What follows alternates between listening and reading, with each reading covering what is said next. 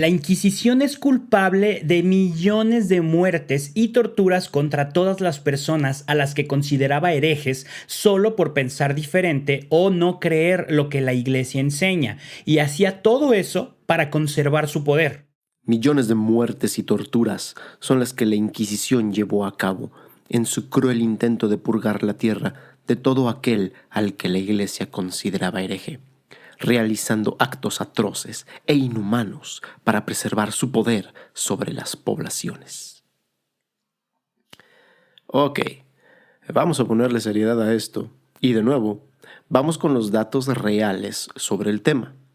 Bienvenidos una vez más a este podcast de leyendas negras contra la Iglesia Católica. Yo soy Tony Valle y como ya te habrás podido imaginar, hoy vamos a hablar acerca de la Inquisición. Vamos empezando por decir que en este periodo histórico de la Iglesia sí se cometieron faltas terribles a la dignidad humana. Esto es cierto, innegable y lamentable, ya que no importa si fueron millones o solo uno, no debió haber tenido lugar bajo ninguna circunstancia. Pero, nuevamente, hay que abordar el tema quitando mucho amarillismo de por medio. Es normal que cada cierto tiempo alguien que sabe que soy católico me restriegue por la cara el tema de la Inquisición. Y no se lo reprocho ni tantito.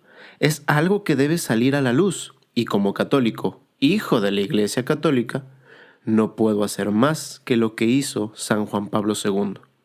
Reconocer que fue una barbaridad y pedir perdón histórico. Señor, Dios de todos los hombres, en algunas épocas de la historia, algunos cristianos han transgredido con métodos de intolerancia y no han seguido el gran mandamiento del amor, desfigurando así el rostro de la Iglesia, tu esposa.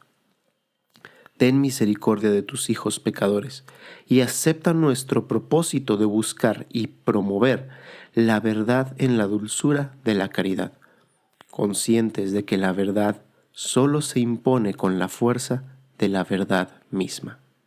Esta fue la oración que San Juan Pablo II hizo pública en la profesión de perdón por la actuación histórica de la Inquisición, y yo me adhiero resaltando algunas palabras de la oración que acabamos de escuchar.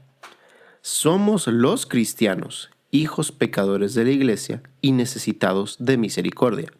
Papas, obispos, sacerdotes, monjas o meros seglares, los que, usando métodos poco evangélicos, hemos desfigurado el rostro de la Iglesia, la esposa de Cristo. Ahora bien, después de adherido, quiero poner las cosas en su debido sitio. Que la Iglesia pida perdón por el comportamiento de algunos de sus hijos en algunas épocas de la historia no quiere decir que debamos cargar con más culpas de las que nos corresponden, así como los ciudadanos alemanes de la actualidad no tienen por qué cargar con las culpas de sus antepasados causantes del nazismo. Pues muy bien, empecemos por conocer los orígenes de este periodo. El primer tribunal de la Inquisición nació en el siglo XIII. Fue fundado por el Papa Honorio III en 1220, a petición del emperador alemán Federico II Hohenstaufen, que reinaba además en el sur de Italia y Sicilia. Parece ser que el emperador solicitó el tribunal para mejorar su muy mala imagen ante la Santa Sede, y pensó que era un buen modo de congraciarse con el Papa, ya que en aquella época el emperador representaba el máximo poder civil y el Papa el religioso. Así que era conveniente que las relaciones entre ambos fueran, pues por lo menos, correctas. El Papa exigió que el primer tribunal que se constituyó en Sicilia estuviera formado por teólogos de las órdenes mendicantes, o sea, franciscanos y dominicos, para evitar así que se desvirtuara la misión, como de hecho intentó Federico II al utilizar el tribunal eclesiástico contra sus enemigos. Hay que señalar que los primeros teólogos cristianos de la talla de Tertuliano, San Ambrosio de Milán o San Martín de Tours sostuvieron que la religión y la violencia son incompatibles eran más partidarios de corregir y amonestar a quien difamaba el bien común de la fe. La represión violenta de la herejía es, como lo ha señalado Martín de la Hoz, un error teológico de gravísimas consecuencias, implicado en la íntima relación que de hecho se trabó entre el poder civil y la Iglesia en la Edad Media. Pero, ¿por qué se castigaba de tal manera a los herejes? Bueno, la herejía pasó a ser un delito comparable al de quien atenta la vida del rey, recibiendo como castigo la muerte en la hoguera, como sucedía en el siglo IV. A principios del siglo XIII aparecieron dos grandes movimientos, el albigense y el valdense, en el sur de Francia y norte de Italia. Estos movimientos atacaban algunos pilares de la moral cristiana y de la organización social de la época. Inicialmente, se intentó que sus seguidores abandonaran esta heterodoxia a través de la predicación pacífica, intento encomendado a los recién fundados dominicos. Pero, al fallar estos intentos, se procuró su desaparición en una violenta cruzada. En esas penosas circunstancias, nace el primer tribunal de la Inquisición. Es lógico que la Inquisición resulte como mínimo una institución polémica, ya que hoy sabemos que es completamente injusto aplicar la pena de muerte y mucho menos por motivos religiosos. Los católicos del fin del siglo XX conocemos la doctrina del Concilio Vaticano II sobre la libertad religiosa, que coincide en sus planteamientos básicos con la de muchos teólogos cristianos de los 4 primeros siglos de nuestra era. Por ese motivo, San Juan Pablo II, durante su periodo papal, escribió una carta apostólica llamada Tertio Milenio Adveniente, donde subraya la necesidad de revisar algunos pasajes oscuros de la Iglesia para reconocer ante el mundo los errores de determinados fieles, teniendo en cuenta la unión espiritual que nos vincula con los miembros de la Iglesia de todos los tiempos. Es preciso advertir que la polémica sobre la Inquisición se alimenta de una actitud muy distinta a la de sacar a la luz los hechos. Me refiero a la ignorancia histórica, a la falta de contextualización de los hechos, al desconocimiento de las mentalidades de las épocas pasadas y a la escasez de estudios comparativos entre lo que era la justicia civil y la justicia inquisitorial. Adentrándonos en este tema, vamos a hablar concretamente de la Inquisición en España. Los primeros tribunales de la Inquisición se formaron en 1242 a partir de un concilio que se llevó a cabo en la provincia de Tarragona. Dependían del obispo de la diócesis para actuar y por regla general su actuación fue moderada. Fue con la llegada de los reyes católicos al poder que la Inquisición cambió de modo notable. Isabel y Fernando consideraron que la unidad religiosa debía ser un factor clave en la unidad territorial de sus reinos. Recordemos que en ese entonces España estaba constituida por 4 reinos: Portugal, Castilla, Aragón y Navarra. La conversión de las minorías judías y moriscas era la condición para conseguir esta unidad religiosa. Algunos se bautizaron con convencimiento. Sin embargo, otros lo hicieron por conveniencia y a estos los persiguió la Inquisición. En 1478 los reyes católicos consiguen del Papa Sixto IV una serie de privilegios en materia religiosa, y entre ellos estaba el nombramiento del inquisidor general por la monarquía y el control económico del Santo Oficio. Es decir, la corona española tenía el poder de nombrar a un obispo como inquisidor general, quien realizaría los actos propios de la Inquisición.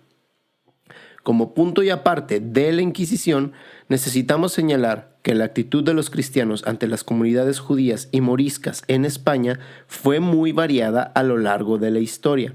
Había judíos asentados en España desde el final del Imperio Romano, y durante la etapa visigoda fueron tolerados. Sin embargo, fueron perseguidos en otras épocas. Algunos reyes castellanos y aragonenses supieron crear condiciones de convivencia pacífica, pero el pueblo no miraba con buenos ojos a los hebreos prestamistas. Además, se les consideraba los culpables de la muerte de Jesucristo, esto en una actitud muy idiota. El malestar se transformó a finales del siglo XIV en revueltas y matanzas contra los judíos. En el caso particular de los reyes católicos, ellos no sentían ningún tipo de repulsión personal contra los hebreos.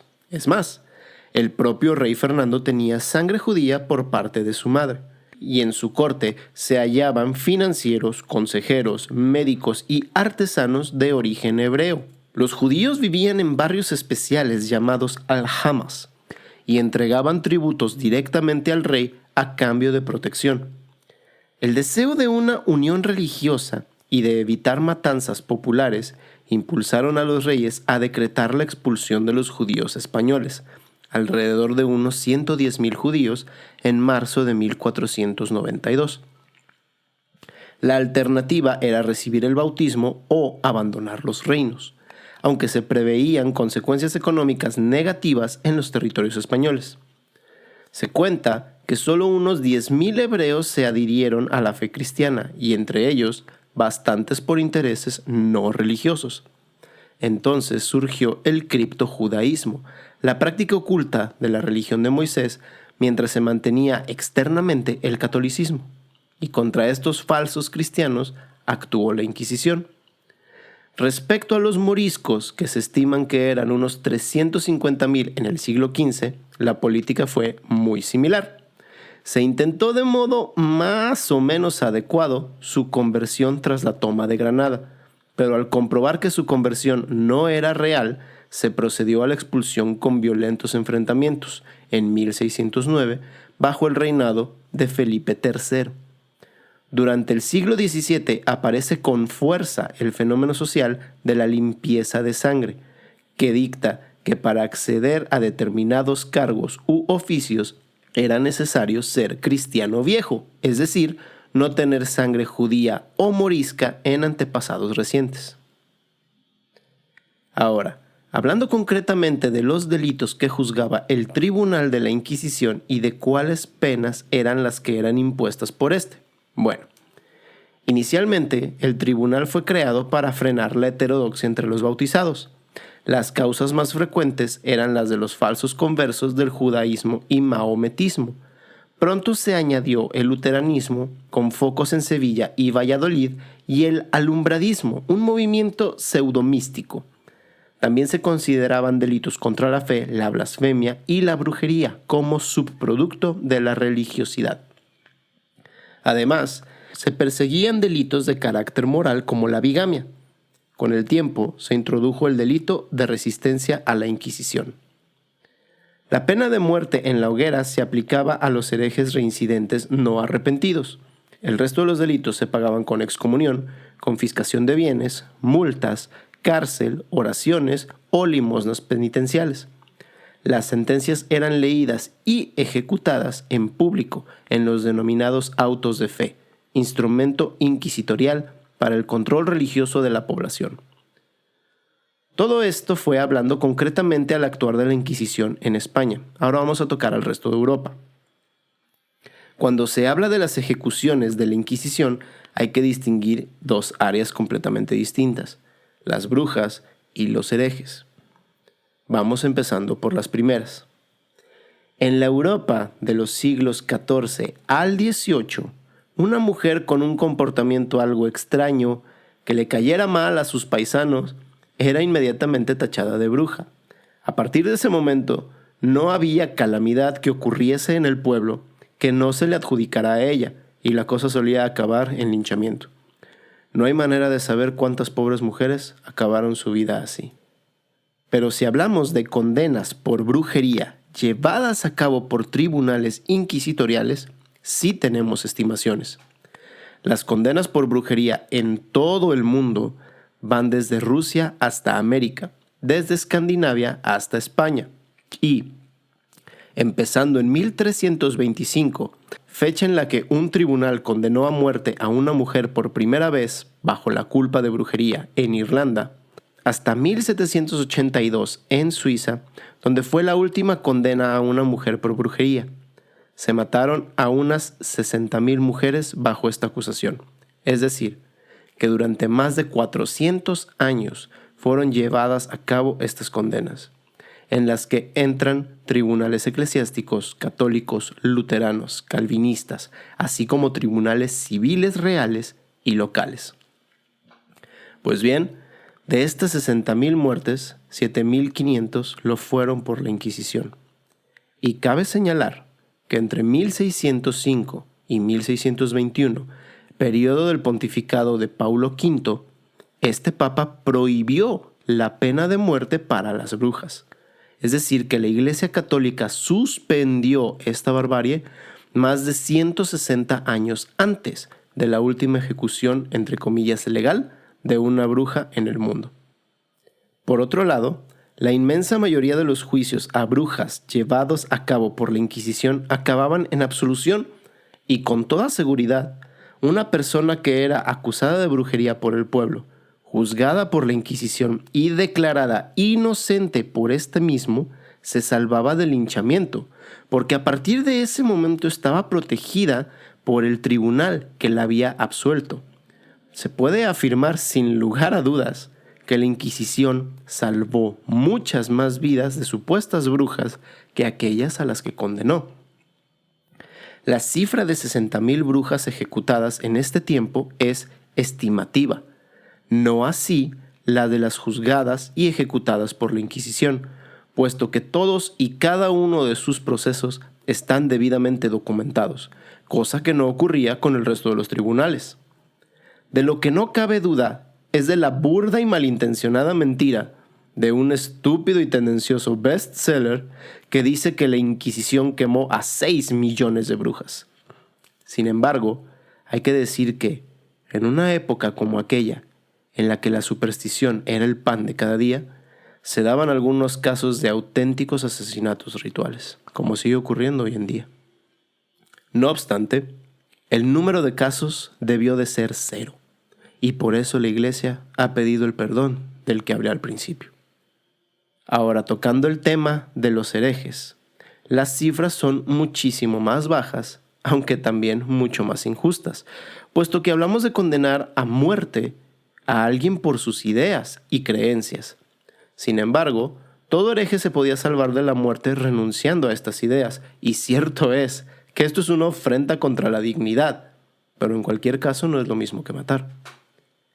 Sin la menor duda, la Inquisición vino a hacer que las condenas por herejía, que existían mucho antes que ella, fuesen menores, al ofrecer muchas más garantías durante el proceso que cualquier otro tribunal.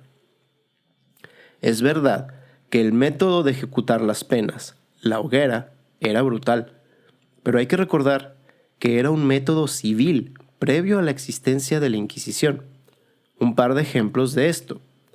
Aquí volvemos a mencionar el nombre de uno de nuestros personajes de este periodo. En el año 1220, Federico II Hohenstaufen, recordemos el emperador de Alemania, hizo extensiva a los herejes la muerte en la hoguera, que era un método de ejecución civil corriente. En otro ejemplo, sabemos que el Dante, tras ser expulsado de Florencia por las rivalidades políticas entre las facciones de los Bianchi y los Neri, fue condenado a morir en la hoguera si volvía a su ciudad natal. También hay que decir que en casi todos los casos de la Inquisición, mataba a los condenados en la picota antes de prender la hoguera. Había muchos tipos de cuestiones, además de la brujería y la herejía, por los que una persona podía ser juzgada por la Inquisición o por cualquier otro tribunal.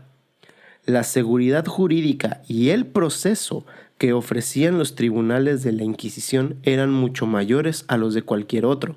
Por eso cualquiera que pudiera elegir entre ser juzgada por un tribunal de la Inquisición o por cualquier otro, prefería el de la Inquisición. Y aquí debemos detenernos un poco para hablar, tristemente, de la tortura. La tortura era, en esas épocas, un procedimiento tan corriente como brutal. La Inquisición la utilizaba de manera menos frecuente que cualquier otro tribunal, y era el único que distinguía entre territio realis y territio verbalis. En la aplicación de la territio verbalis al acusado se le mostraban los instrumentos de tortura a los que iba a ser sometido, y se le dejaba un tiempo para reflexionar acerca de su situación. Solo después, si el reo persistía, se le aplicaba la territio realis, que era la aplicación real de la tortura. Ningún otro tribunal daba esta oportunidad, y en cualquier caso, para llegar a la territio verbalis, la Inquisición era mucho más escrupulosa que cualquier otro tribunal lo era para aplicar la realis. Sin embargo, esto no es, de ningún modo, una excusa. La tortura debería haber sido un método procesal totalmente prohibido por la Iglesia. Por eso, una vez más, la petición de perdón. Pero es importante recalcar que hay que evitar el error de óptica histórica, o sea, juzgar una época con los criterios de la otra. Y reforzando la materia histórica de este tema, suele pasarse desapercibido que en este mismo periodo surge el protestantismo. En las regiones de Inglaterra, Holanda, centro y norte de Alemania, Escandinavia y parte de Suiza, y que estos mismos vigilaron que cualquier rebrote de catolicismo fuera sofocado de la misma manera en la que actuaba la Inquisición. Es decir, que también el pueblo católico sufrió los mismos tratos que llegó a dar. Una de las ejecuciones más infames fue la de Miguel Servet en Ginebra. Miguel Servet fue un médico español, descubridor de la circulación de la sangre, que negaba la Trinidad. Fue una especie de agnóstico panteísta. Bueno, pues Miguel Servet había conocido a Calvino, y este último escribió una carta para Guillaume Farel el 13 de febrero de 1547. En esta carta decía: si Miguel Servet viene a Ginebra, prevalecerá mi autoridad, y no permitiré que vuelva a casa con vida. Miguel Servet llega a Ginebra el 13 de agosto de 1553, o sea, 6 años después de esta carta. Fue detectado casi en el momento. Por medio de instigaciones fue arrestado y puesto en prisión, y el 26 de octubre el Consejo ordenó que se quemase a Servet al día siguiente. La persecución, incluyendo la pena de muerte por herejía, no es una exclusiva falta del catolicismo. Con claridad comprobamos que es también un error de los protestantes y a todas luces un punto ciego de la Edad Media y moderna, donde lo que importaba no era tanto la fe o el creer en Dios, sino utilizar a éste para dominar y controlar en su nombre determinados territorios, y con ello asegurarse el poder y control social. Vamos a hablar acerca del procedimiento inquisitorial. Cuando en algún lugar se detectaban problemas, eran publicados 2 edictos. El edicto de fe, que imponía a cada cristiano bajo pena de excomunión la obligación de denunciar a todos los herejes que conociera, y el edicto de gracia, que otorgaba un mes de plazo para los que voluntariamente decidieran presentarse a confesar sus faltas y errores. La mayoría de las veces dicha confesión suponía el perdón y castigos menores, pero el penitente debía dar a conocer el nombre de sus cómplices.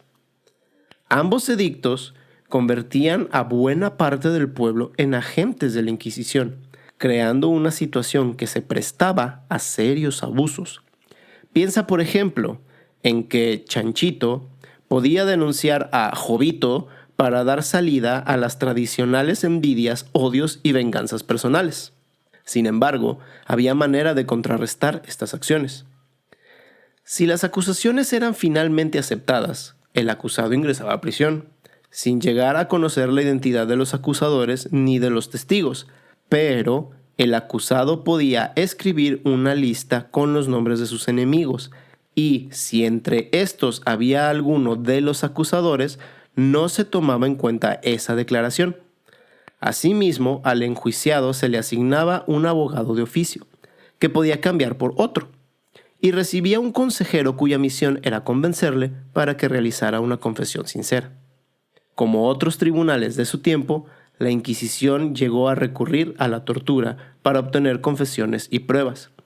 Sin embargo, y contrario a lo que se piensa, el empleo de la tortura no era frecuente por parte del Santo Oficio, y cuando se optaba por estos trágicos procedimientos, se establecía la presencia de un médico y ciertos límites, principalmente evitar llegar al derramamiento de sangre y procurar no causar daños que pudieran ser lesiones permanentes.